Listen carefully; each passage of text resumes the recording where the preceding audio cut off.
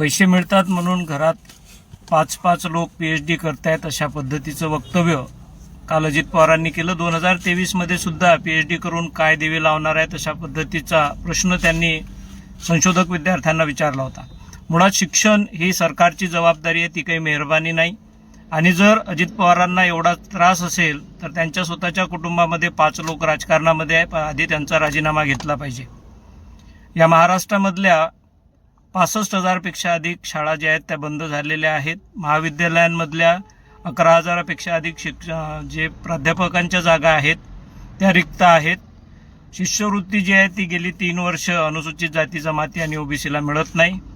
आणि त्याचबरोबर या महाराष्ट्रामध्ये गेली अनेक वर्ष जे विद्यार्थी शिष्यवृत्तीवरतीच शिष्यवृत्ती घेऊन PhD करतायत त्यांना सुद्धा सातत्याने त्यांची पिळवणूक करणे, त्यांची शिष्यवृत्ती थांबवणे हे काम महाराष्ट्रात सुरू आहे। गेली 2 वर्ष बार्टी, सारथी आणि महाज्योतीच्या विद्यार्थ्यांना ही स्कॉलरशिप मिळत नाही।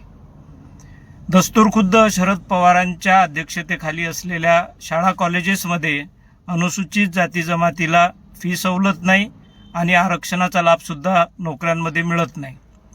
त्यामुळे ज्या पवार कुटुंबाच्या ताब्यामध्ये 5 पदं आहेत त्यांनी शिष्यवृत्तीच्या संदर्भामध्ये किंवा विद्यार्थ्यांच्या PhDच्या संदर्भामध्ये टेहाळणी करणारी वक्तव्य करण्यापेक्षा ते जनप्रतिनिधी आहेत, मालक नाहीत, या भूमिकेतून त्यांनी आधी बाहेर आलं पाहिजे की त्यांना लोकांनी जनतेसाठी संविधानिक तरतुदी ज्या आहेत त्यासाठीच निवडून दिलेला आहे।